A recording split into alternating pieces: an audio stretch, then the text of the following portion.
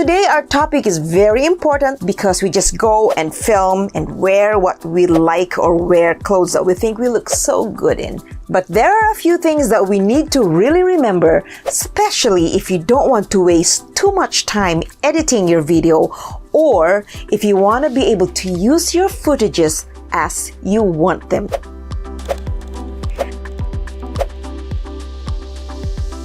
Welcome everyone to my channel. My name is Jackie D, and in this channel I want to empower you to feel good about yourself as you build a strong social media presence. Of course, here are the default requirements before we move on to the nitty-gritty. Your clothes should fit you well. It's okay to borrow clothes, but make sure they don't look like they don't belong to you, okay? And of course, they have to be properly pressed. If you are wearing a dress, make sure it's flatteringly draped over your body. And if you're wearing a shirt, make sure your collars are even and looking good. Now for the details. Big no-no, number one, do not wear blue or green. Plain blue or green, or even if blue and green are part of the print. If you are filming using a blue screen or a green screen, or you're going to make a disappearing act, or if you plan to edit your video using a chroma key. You don't want to be a part of the background unless you want to be in camouflage. Let's say green is your favorite color or blue is your favorite color. I know it's probably very painful to not be able to wear it, but you can as long as you're not going to be filming on a blue or green screen or using chroma key. So try to keep your final episode in mind, and that's why we have scripts, right? Because when you plan what to wear, it should be in consideration of your script. Next, stripes. Or there are prints, very tiny prints or specific prints that may actually cause an optical illusion. Try filming with blinds behind you, and even if you're steady, your blinds are like, yes. It's gonna cause a lot of optical illusion, and you want to give your viewer a good watching experience, so you don't want those happening. I know that some prints are really elegant and really classy, or they make such a statement, but not when you plan to film. Same with logos.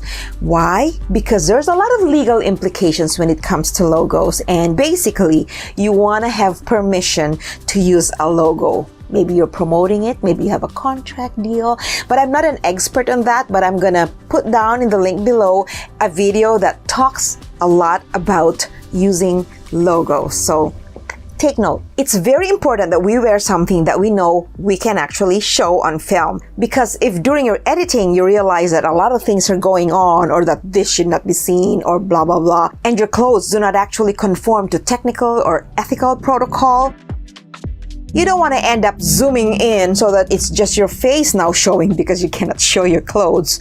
Zooming in so close so that your nostrils are in focus. Or totally removing yourself from the screen and just putting lots of B-rolls and photos and words and captions. It's really difficult to edit when your actual footage has a lot of issues. Otherwise, you can always do another filming. So that's still an option, but who wants to do another filming? If you filmed for like 3-4 hours and then you want another 3 to 4 hours to film. I'm sweating just thinking of that, but let's talk about the shade of your clothes, the color of your clothes. Number one, do not wear something that has your skin tone. Why? For obvious reasons. We don't want to look like we are wearing our birthday suit. On the other hand, you want to wear colors that enhance your skin tone, that bring out your blush. So wear colors that bring up your mood, that bring out the best in you, that showcase your best features, or just create that beautiful aura. Right? If you wear glasses like I do, do not wear glasses when you're filming. If say you are attending a Zoom meeting or you're doing a live Instagram chat, you will need to read the comments of the other participants, right? And if you have glasses, take note, ring lights like this, or even just studio lights, are going to cause a reflection on your glasses.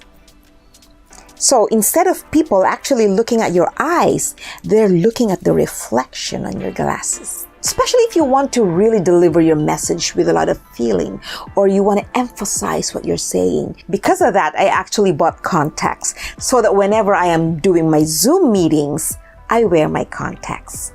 There are things that we need to do because we just have to do them. Unless throughout your entire filming, you're able to actually watch where the glare of the light is on your glasses, which is impossible, then yes, take out your glasses and just be familiar with your script. Feel your script and deliver. Feel and deliver. Those are my basic tips today on what not to wear. I hope you found this video useful, and if you did, don't forget to give it a like, and if this is your first time, don't forget to subscribe. And I do have a blog, jackied.com. I have my article about this video right there, and this is the video component of the article, so there's a little bit of a difference. And I actually am working on freebies, so eventually I will be coming up with tips and freebies that you can have with you, or that you can print, so that when you're filming, you have a remembrance from me. Okay? So I will see you in my next video. Until then, feel good about yourself, be proud of yourself, and enjoy social media. Bye for now.